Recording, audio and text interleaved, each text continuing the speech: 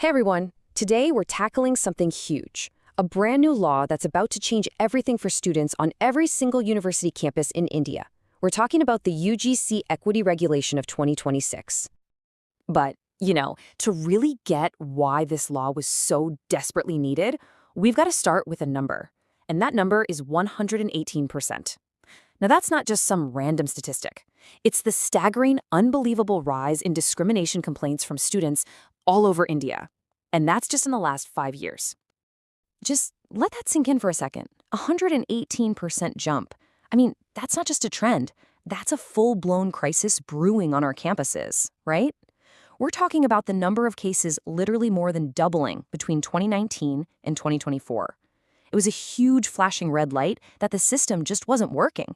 It was failing to protect the very students who needed it most. So yeah, something had to give. This couldn't just keep going on.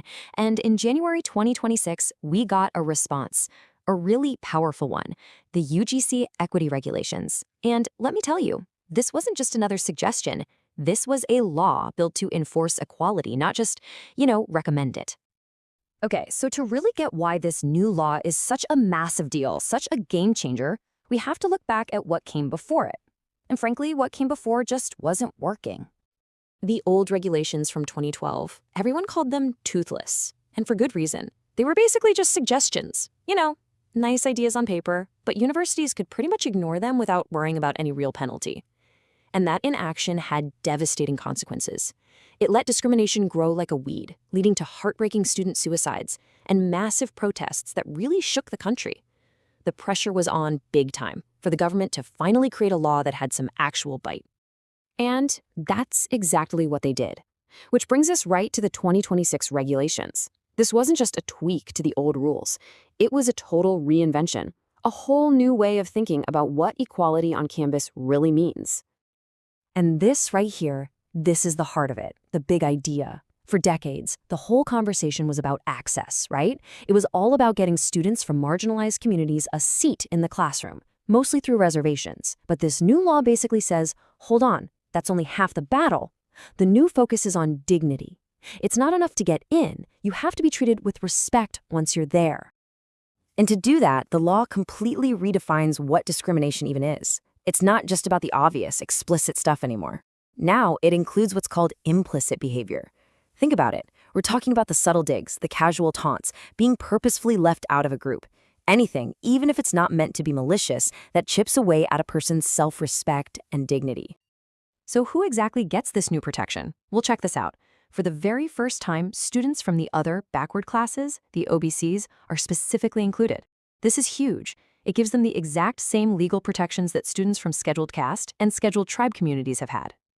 Okay, so we've got these broader definitions, which is great, but a definition is just a word, right? How do you actually enforce it? Well, the law sets up this whole new machinery for justice, and it has to be on every single campus. Every single university, and I mean every one, public, private, doesn't matter, is now required to create these 3 groups. First, you've got the Equal Opportunity Center. Think of them as the support and guidance hub. Then there's the Equity Committee. They're the investigators who handle the complaints. And finally, you have equity squads. These guys are like the old anti-ragging squads. They move around campus, hostels, canteens to proactively stop discrimination before it happens. And this is where it gets really serious. There is now a super strict, non-negotiable timeline. A complaint comes in, and it's treated like an emergency. The clock starts ticking. The committee has to meet within 24 hours.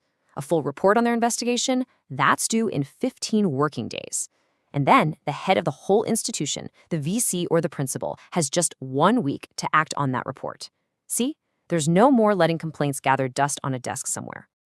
And what happens if a university just decides, nah, we're not going to do this?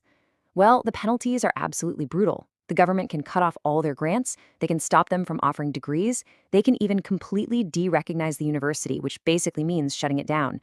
We're talking about the entire existence of the institution being at risk.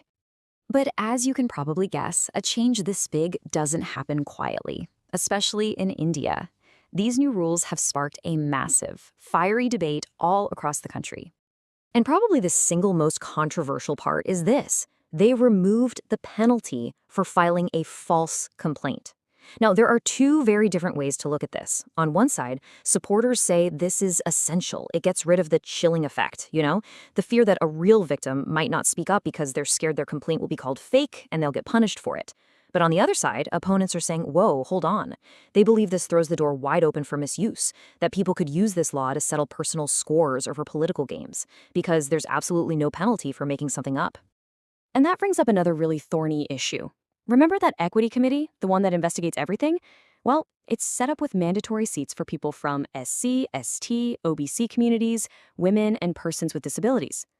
But there's no required seat for anyone from the general category. So the question critics are asking is a big one. If a student from the general category is accused of something, can they really get a fair, unbiased hearing from a committee where there's no one officially representing their background? And these aren't just theoretical debates happening in campus coffee shops. This has gone all the way to the top. We're talking about the Supreme Court. Petitions are in, arguing that these rules, especially how that equity committee is structured, actually violate the constitutional right to equality. So, at the end of the day, the entire future of this law is now in the hands of the court. So, here we are. The law is technically in effect, but its future is up in the air. So, what does that mean for life on campus, right now, today? Well, it really depends on who you are. If you're a student from one of the protected communities, this is empowering. It's a new, safe way to make your voice heard. If you're a student from the general category, you might be feeling some anxiety, worried about how this could be misused.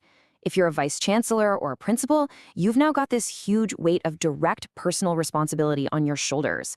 And if you're a professor, you have to be more aware than ever of things like implicit bias in the way you teach and grade. And that leaves us with the million-dollar question, doesn't it? The goal of this law was to bring people together, to create a more equal and harmonious campus.